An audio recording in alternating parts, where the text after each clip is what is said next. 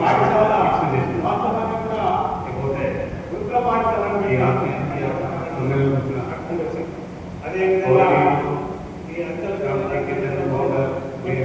కూడా ఏర్పడలేదు మరియు కాకపోతే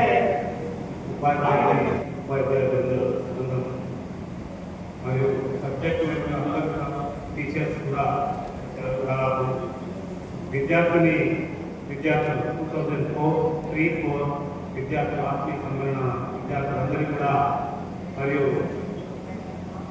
ఇంత సమయం వేచించి రాజకీయాలు మరియు మీడియా మిత్రులందరికీ కూడా నా హృదయపూర్వక నమస్కారాలు తెలియజేస్తున్నాను. ఈ కార్యక్రమాన్ని ఒక అద్భుతంగా చేయాలన్న ఆలోచనతో వచ్చిన పిల్లలకు ఎప్పుడు కూడా ఎన్నికలకు తోచేయద్దని వాళ్ళని ముందుకు నడిపేయాలన్న ఆలోచనతో ఈ కార్యక్రమాన్ని స్టార్ట్ చేశాం. అయితే ఈ కార్యక్రమం ఈ బడిలో ఎన్నో అవకతవకలు జరుపుకుంటూ వచ్చినాయి. కాకపోతే నేను చెప్పేది ఏంటంటే నా శాంతినికేతన్, మా శాంతినికేతన్, మా కుటుంబ శాంతినికేతన్ అతనికి ఎలా వచ్చింది, ఎట్లొచ్చింది మేలుగురికి అంటే నేను నా స్కూల్ గురించి కొంత వివరణ చెప్తామని అనుకుంటున్నాను. అయితే వాస్తవానికి పౌరులుగా పేరేసారు నేను ఇద్దరం ఒకరోజు మరోసారి కలుసుకుని ఏం చేస్తాం అనుకుంటే సార్ స్కూల్ పెడదామని ఆలోచన వచ్చినాం. వెంటనే మహబాద్చి నేను ఇద్దరు కూడా నెల్లూరుకి వచ్చి ఒక నెల్లూరులో ప్రైవేట్ స్కూల్ లేదు అప్పటి వరకు.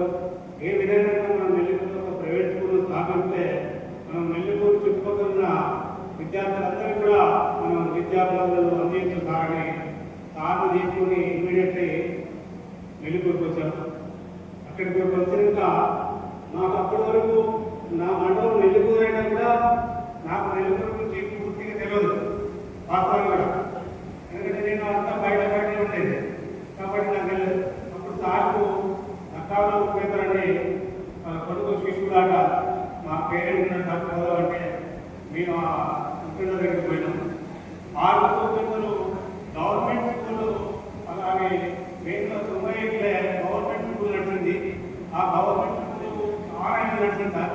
మీరు అలా స్కూల్ పెడితే సక్సెస్ సార్ నాకు సజెషన్ ఇచ్చిండు. ఆ సజెషన్తో మేము సార్ మీరు వెళ్ళబట్టి ఆలోచిస్తున్నాం. అది వేపుల ప్రకాశం ఇల్లు వెంటనే పోయి ఒక 500 ఇల్లు కిరాయించాం. ఇచ్చి సరిగ్గా సరిగా తీసుకొని మైబాద్ పోయి ఒక అయ్యగారిని కలుసుకొని ఇట్లా స్కూల్ పెడదాం అనుకున్నాం. ఏ విధంగా ఉంటుంది, ఎట్లా ఉంటుంది అని ఆలోచనకు వచ్చాం. సరే మీరు శాంతి మీద స్కూల్ పెట్టండి తాగేమంటే శాంతి నికేతన్ గురుకుల పాఠశాల పెడుతుందా రవీంద్రనాథ్ ఠాగూర్ స్థాపించిన పాఠశాల కదా సార్. ఆ మరి చెట్టు కింద ఎంతో మంది విద్యార్థులు విద్యాబోధన చేశారు.